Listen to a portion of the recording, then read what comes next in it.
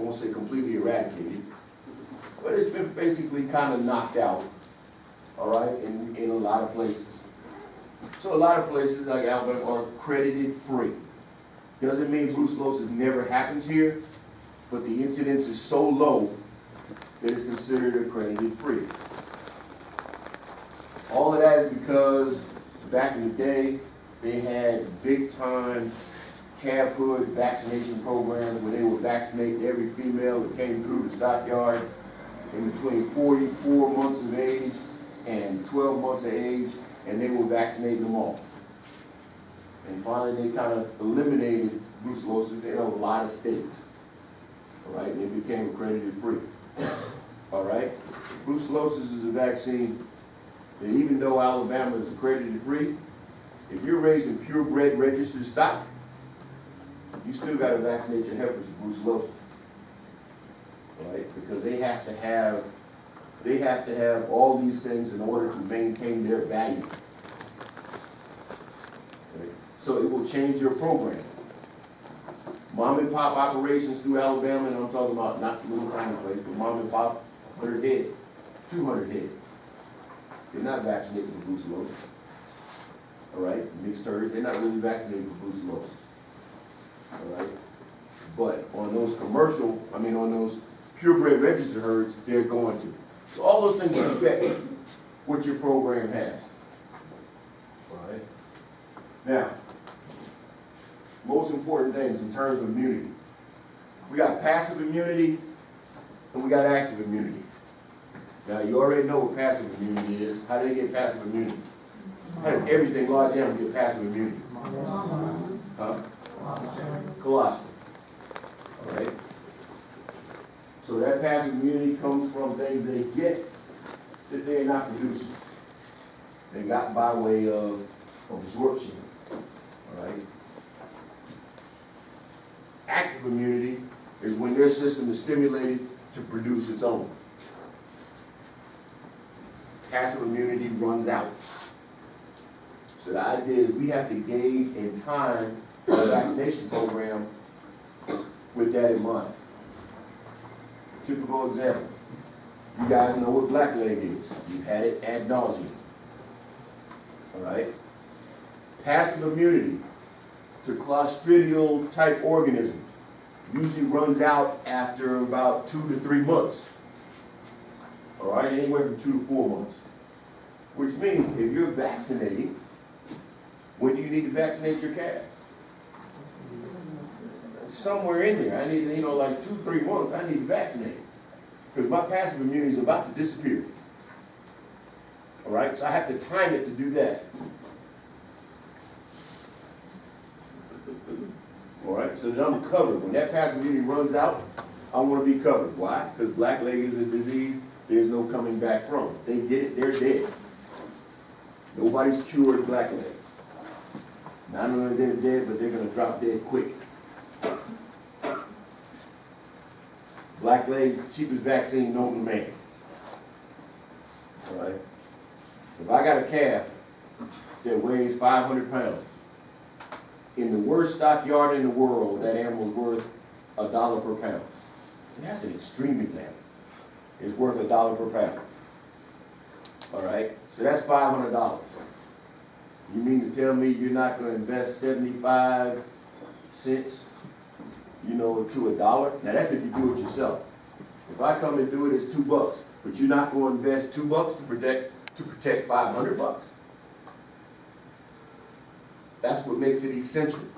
All right? Which is why blackleg is the most commonly utilized vaccine. It's against a fatal disease. There is no antibiotics you're going to give. They're going to die. And it's cheap.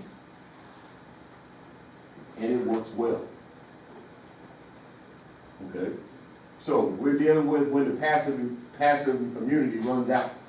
In terms of those diseases and those viruses, all right, they cause respiratory problems in calves or young adults, all right, and cause reproductive problems in adults.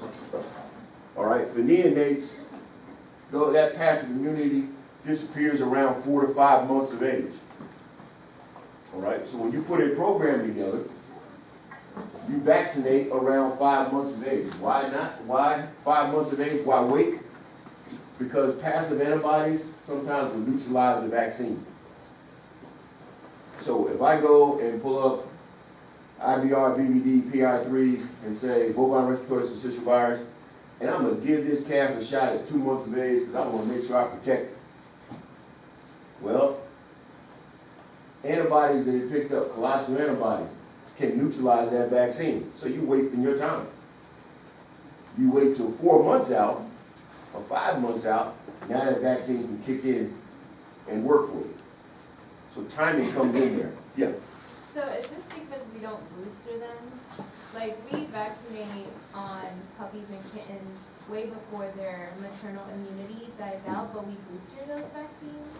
So is that why we wait on cattle, because we don't booster them? On cattle, it depends, all right? On cattle, we booster some things, which are killed vaccines. We have to booster those.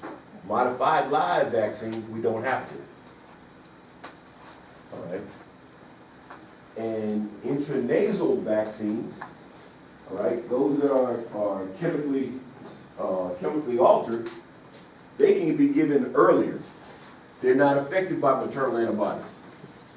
So all this timing, when you put together a vaccination program, you have to worry about your timing. And your timing may dictate what vaccine you're using and the type of vaccine you're using. The reason why you use modified live instead of chemically inactivated, or killed instead of chemically altered, intranasal. All right, it depends upon your situation. If I'm in an area where we've lost a lot of animals due to IBR, BVD, PI3, and all that kind of stuff, all right, especially BVD, then I want to use intranasal vaccine early because it's not inactivated by those colostral antibodies like the other vaccines are. So it's all about your area, all right? What's inherent to your area? It's just like the anthrax thing. Most places don't vaccinate for anthrax. Well, most places don't have a whole lot of viral disease in particular, but if you have a place where it's endemic, then that means I got to use a different vaccine. I got to go with that intranasal because it's not affected by maternal antibodies. All right, all that makes sense? Okay. Active immunity is what we're pushing for. We're trying to bump this animal system so it's kicking out antibodies on its own. Okay. On the common diseases, we got IBR, BVD, bovine respiratory syncytial virus, parainfluenza, lepto, Campylobacter, Haemophilus somnis. All right, blackleg, brucellosis, Mannheimia, hemolytic. All right, those on the left, pretty common diseases. All right, and we have a billion different vaccines for them. Those on the right, anaplasmosis, Moraxella bovis, anthrax. All right, brucella, depending upon where I am and the function. Okay, anaplasmosis, there is a vaccine for anaplasmosis. Its efficacy is up in the air, but we don't typically use it unless you're in an area that's endemic, all right, considered endemic in terms of anaplasmosis. In other words, you got a whole hell of a lot out of it, and you need to do something about it. All right, I'm never going to be using anaplasmosis vaccine in upstate New York. All right, because the tick thing is going to be kind of less likely, especially not in the wintertime. Okay, but we got plenty of areas where you may have anaplasmosis. All right, Moraxella bovis, we know it's pink eye. We don't have pink eye as a herd problem here. But you go to some other places out on the plains and that kind of thing, you have herd problems with pink eye. Instead of individual animals, you got whole herds coming up with pink eye. All right, in that case, Moraxella bovis is something that's going to be added, all right, to a vaccination regimen. Again, up in the air in terms of its efficacy, but without a doubt, it's better than nothing. All right, anthrax, another example. like I said, brucella depends upon the state. There are states where you still have brucella enough that you have to vaccinate for, you're required to vaccinate for, and there's a lot of states that are accredited free. So those particular vaccines over on the right, depending upon where you are, okay, and the disease incidence in that area. All right, types of vaccines: modified live, inactivated, killed. Okay, factors: age and sex. All right, age is a factor because we're worried about those passive antibodies neutralizing the vaccine, which is why we don't just vaccinate everything, you know, when it hits the ground. Oh, it's just born, let me give it everything, and now I'll never have to worry about disease. And it don't work that way. Okay? So we have to have age is going to decide when we can vaccinate for some things. All right, sex. We only vaccinate females for brucellosis. All right, females in between 3 and 11 months or 4 and 12 months, depending upon what state. All right, but we only vaccinate females. All right. Intended use of animals. Well, like I said, it depends on whether they're going to be animals that are pasture bred, whether dairy versus beef, feedlot, stockyard. More intense programs for feedlot and stockyard because you have commingling of animals, which always makes it easier for animals to get sick. All right, open or closed system. You got a lot of animals coming in and out of your place. Obviously, you need a better or more extensive vaccination program. Disease history in that area, location, all of those are factors. Last but not least, maternal antibody interference. All right, which gauges when you get it. So all programs are going to be based on age, sex, function, and the environment of those animals. So for a kind of a typical way to look at it, calves, first thing they're going to get is blackleg. All right, which is Clostridium species. It is usually a multivalent vaccine. Well, it's always a multivalent vaccine. In other words, it covers a number of different, all right, a number of different organisms. You're not going to find anybody that's vaccinated for blacklegs that's only vaccinated for Clostridium shovii. It's a multivalent vaccine. It covers shovii, novi, perfringens, and something else. Which is why you have like Ultravac 5 versus Ultravac 8. Which is versus Ultravac 7, is how many different types of organisms are covered in there. If you're talking about small ruminants, in small ruminants we vaccinate for tetanus.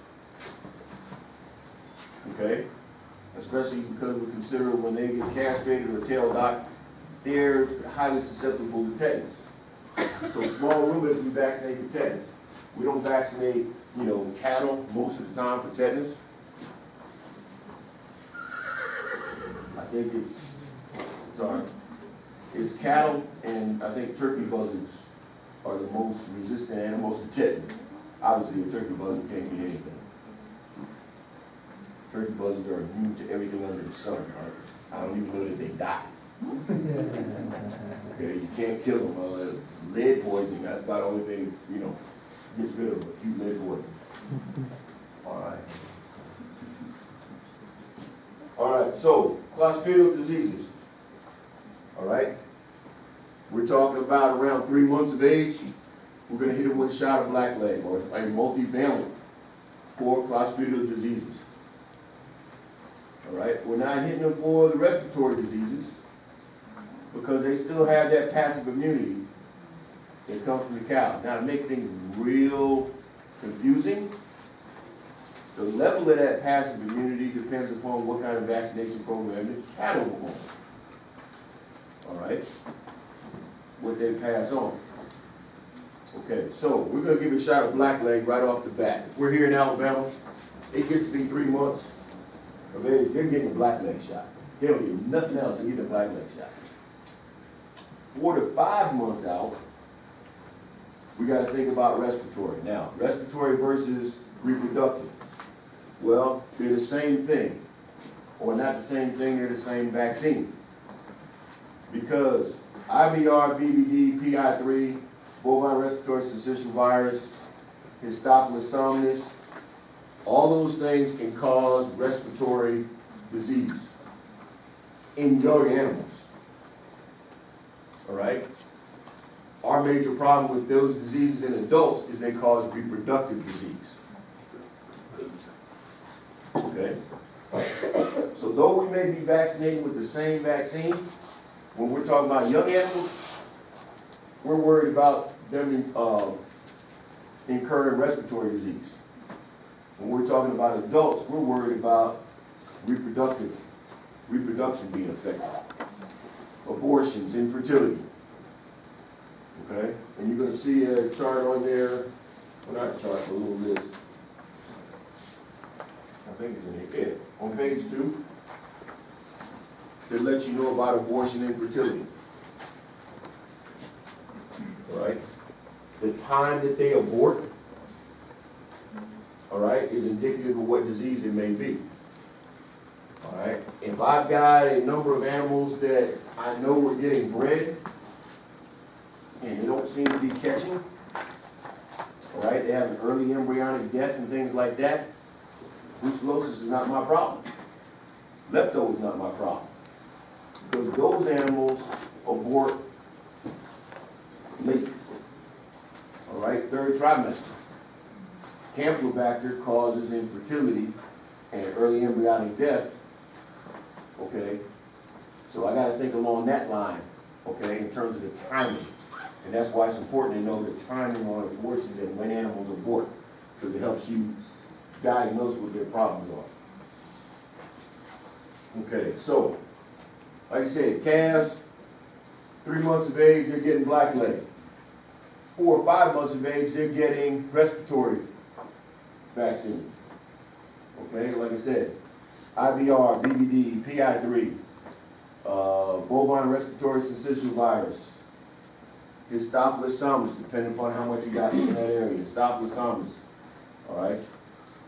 Pasteurella, or Mannheimia hemolytica, is another one of those diseases that may be an extra vaccine. In the feedlot, they're definitely going to use it, all right? Because if you guys haven't had it, you will have it next semester. Mannheimia is already in the cow. All right? Mannheimia is already in the upper respiratory system of the animal. Add stress and or viruses, and all of a sudden that organism proliferates and gets down into the lower respiratory. Which is why you can have animals that have IVR or BVD or PI3, and when you get them on the necropsy floor, they all have lungs that show fibrinopurulent pneumonia or consolidation, which is consistent with Mannheimia. Like, well, how does that come about? Because that stress and or the vaccines combined banged on that immune system and allowed Mannheimia to rise its ugly head and take over. So usually it's a secondary invader. Can it be primary? Yeah. But a lot of times it's secondary. So just because you have fibrinopurulent pneumonia, all right, when you check it out on necropsy, it does not mean that your problem, your only problem is Mannheimia. It's what set that animal off. All right, so Mannheimia may be in a program. Most of the time, pasture-raised animals, Mannheimia is not something they're really considered about. But when you're talking about in the feedlot, they're going to vaccinate for it. All right, consider respiratory disease. All right, when they get out to a year of age, yep. Yeah, I got it. Put that battery in that clock, I know what time it is. When they get out to like a year of age, and you start worrying about, okay, the only thing I'm worried about keeping are those animals that are going to be reproductive, like heifers, then I need to vaccinate them for all those viral diseases that can cause respiratory problems. Respiratory as well as reproductive problems. Male calves are not going to be around that long. Male calves are not around for a year. unless they are bulls. So unless they are worthy, they are not around for a year. All right, male calves get castrated. All right, they're not intact. You have never eaten a steak off of a bull. All right, an intact bull. If you have, you got cheated. All right, all those steaks that you see come off of castrated animals. The only thing that meat from a bull goes to is either hamburger or soup. All right, because it's too tough. All right, so older animals, like I said, the only thing we're worried about really is our heifers, because they're going to join the reproductive force. So we're going to vaccinate them for those in abortion, infertility type disease. So there's kind of like a little timetable there. You guys see. Now, last but not least, on that last page, most of the vaccines we're going to use are going to be sub-Q. All right, you got an area that's outlined in red. Why is it important to use that area for vaccination? Why is it important to consider where you get vaccinations on a calf anyway? All right, meat quality. If I got to give a vaccine, let me give it in the area where I got the cheapest meat, so I'm not losing that much. Well, that meat in that next region, then not that expensive. All right. That's why I'm not giving those shots back semi-mem, semi-10. I'm not giving up there, in the loin and areas like that. All right, and I'm never giving shots up there on the top of the butt.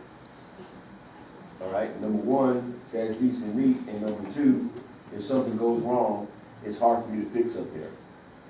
That infection can migrate down through the tissues. Now,